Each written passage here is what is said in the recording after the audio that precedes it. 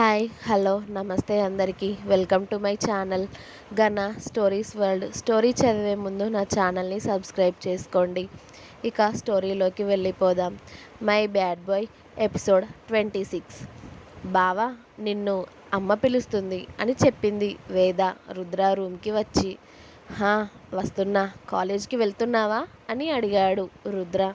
హా బావా, వెళ్తున్నా అని చెప్పింది వేద. నా వర్క్ కూడా అటు సైడ్నే, నేను డ్రాప్ చేస్తాను, వెయిట్ చేయి అన్నాడు రుద్ర. మరి ఈవినింగ్ అని అడిగింది వేద. నేను పిక్ చేసుకుంటా కదా అని వేదతో పాటు హాల్లోకి వచ్చాడు. భాస్కర్ గారిని సుధా గారిని చూసి హాయ్ మావయ్య, హాయ్ అత్తయ్య అన్నాడు. గుడ్ మార్నింగ్ నాన్న అని సుధా గారు అంటే, గుడ్ మార్నింగ్ రుద్ర అని అల్లుడు వచ్చిన విషయం గురించి తెలుసుకోవడంలో పడిపోయారు భాస్కర్ గారు. అల్లుడి కోసమని స్పెషల్గా దోశ విత్ నాటుకోడి పులుసు సుధాగారు చేయడంతో మార్నింగ్నే అంత హెవీ ఫుడ్ తినాలి అని లేదు. కానీ రుద్ర తన కోసం అత్త అంత ప్రేమగా చేయడంతో సంతోషంగా తినేసి చాలా బాగా చేసావత్త అని ఓ కాంప్లిమెంట్ కూడా ఇచ్చేశాడు సుధాగారికి. నా బంగారు కొండ, లంచ్ కూడా పంపిస్తాను నాన్న నేనే. డిన్నర్కి నీకేం కావాలో చెప్పు అని అడిగారు సుధాగారు. నాకేదైనా ఓకే అత్త, కానీ నైట్ డిన్నర్ ఏదైనా లైట్గా చేయి, ఇంత హెవీగా వద్దు. అలాగే వేదని నేనే కాలేజ్కి తీసుకెళ్తాను అని చెప్పాడు. అలాగే రుద్ర, తీసుకువెళ్ళు అని వేదకి లంచ్ బాక్స్ కూడా పెట్టేసి జాగ్రత్త వేదు అని చెప్పారు. ఓకే మమ్మీ, బాయ్ నాన్న, బాయ్ అని చెప్పి రుద్రతో పాటు కారులో బయలుదేరింది వేద కాలేజ్కి. రుద్ర కార్ డ్రైవ్ చేస్తూ ఉంటే వేద పాప కాలేజ్ బ్యాగ్ వెనక సీట్లో పడేసి రుద్ర చేతిని చుట్టుకొని అతడి భుజంపై తలవాల్చి బావా అని చాలా స్వీట్గా పిలుస్తుంది. హా బావా, చెప్పు దక్ష అన్నాడు రుద్ర. అది నేను ఇవాళ నీతో వస్తాను అంది వేద. ఎక్కడికి అని అడిగాడు.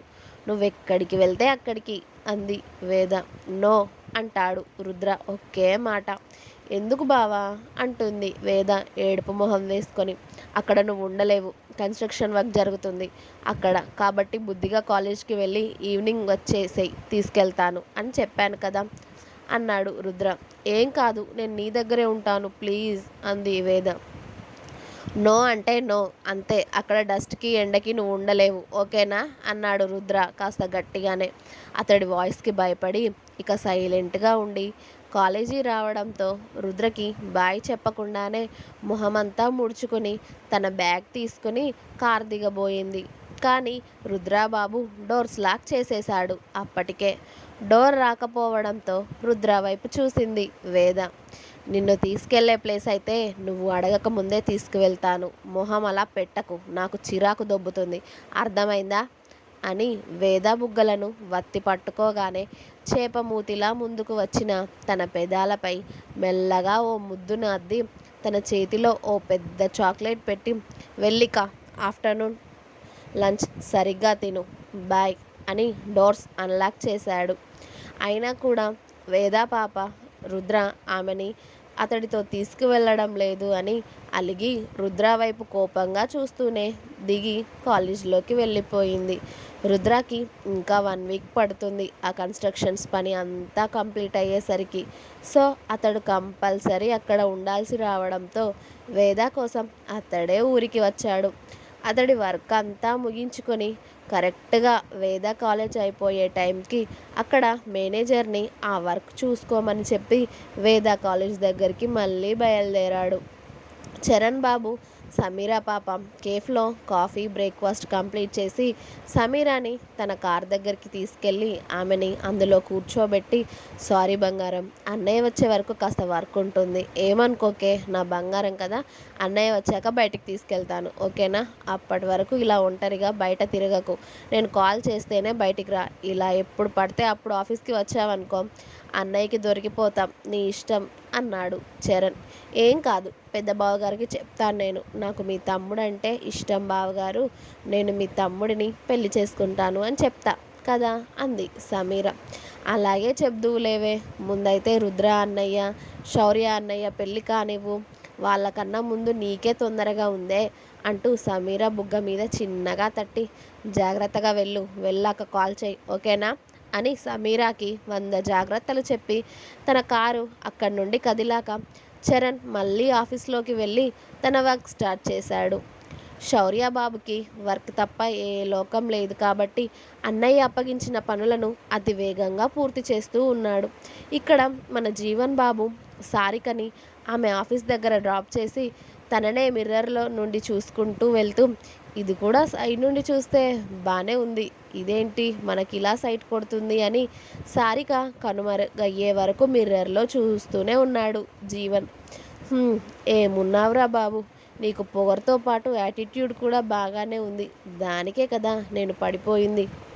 ఎంత ముద్దొస్తున్నావో బంగారం. నా లైఫ్లో ఫస్ట్ టైం రా బాబు ఇలా ఒకడిని ఇంత దగ్గరగా చూడడం.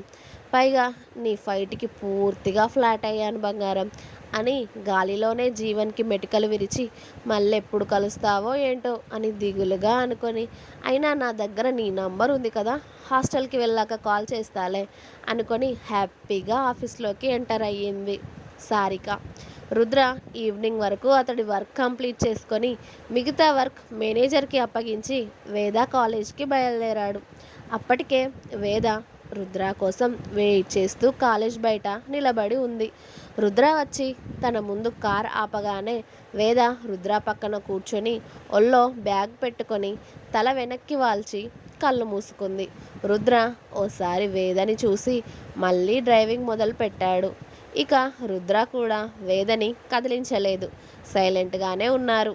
ఇంటికి వెళ్ళే వరకు కార్ ఆగడంతో డైరెక్ట్గా తన బ్యాగ్ తీసుకొని ఇంట్లోకి వెళ్ళిపోయింది వేద, కనీసం రుద్రని చూడకుండా. రుద్ర కూడా ఇంట్లోకి వెళ్ళగానే, నాన్న ఫ్రెష్ అవ్వు రుద్ర, కాఫీ పెడతాను అన్నారు సుధాగారు. అలాగే అత్తయ్య అని రుద్ర వెళ్ళి ఫ్రెష్ అయ్యేసరికి అతని రూమ్కి వెళ్ళి కాఫీ ఇచ్చి, కాసేపు రెస్ట్ తీసుకో నాన్న, డిన్నర్ అయ్యాక నేను పిలుస్తాను అని సుధాగారు వెళ్ళిపోయాక రుద్ర అతడి ల్యాప్టాప్ అందుకొని ఆఫీస్ వర్క్ చేసుకుంటూ గడిపేశాడు కాసేపు.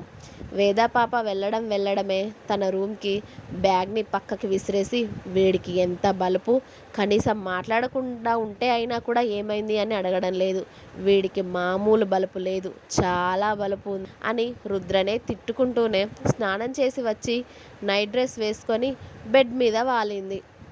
రుద్ర మీద కోపంతో లంచ్ కూడా తినలేదు. ఆఫ్టర్నూన్ ఆ బాక్స్ అలానే ఉంచేసింది. కడుపులో పేగులు మాడుతున్నా కూడా రుద్రపై కోపంతో తినకుండా అలాగే పడుకొని కాసేపు అయ్యాక చరణ్కి శౌర్యకి మెసేజ్ చేసింది. వీళ్ళ ముగ్గురికి ఓ గ్రూప్ ఉందిలేండి. ఇద్దరు ఆన్లైన్లోకి రావడంతో రుద్ర మీద 100 కంప్లైంట్స్ చెప్తూ వాళ్ళతో చాట్ చేస్తూ ఉంటుంది. మీ అన్న ఆ వర్క్ ఏదో బయట ఉండి చూసుకోవచ్చు కదా, నా దగ్గరికి ఎందుకు రావడం, తీసుకెళ్ళమంటే తీసుకెళ్ళలేదు తెలుసా, మీ అన్నకి మామూలు బలుపు లేదు, చాలా బలుపు, అసలు మీ అన్నయ్యని నేను పెళ్లి చేసుకోను, మీ అన్న ఏమనుకుంటున్నాడు నా గురించి అని రుద్ర మీద ఫ్రస్ట్రేషన్ అంతా కూడా చరణ్ శౌర్యతో చెప్తూ తీర్చుకుంటుంది.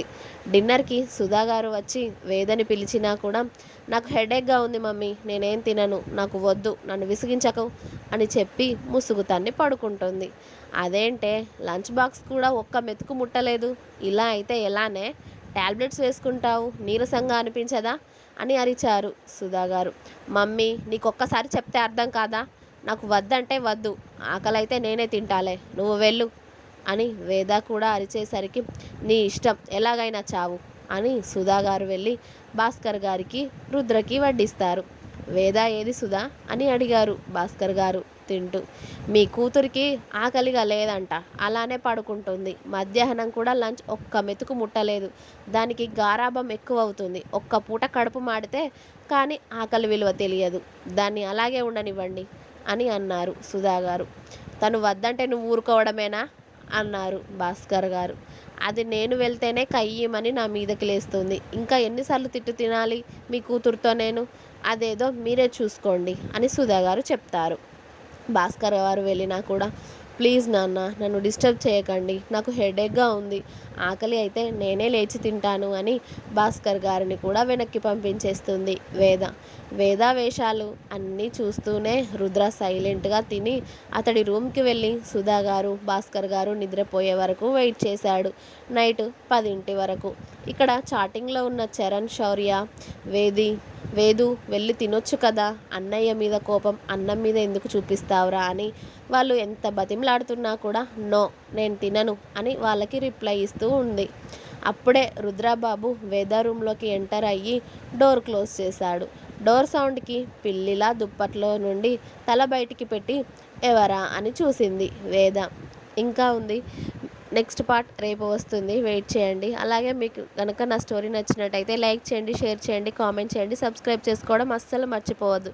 Please subscribe my channel Gana stories world.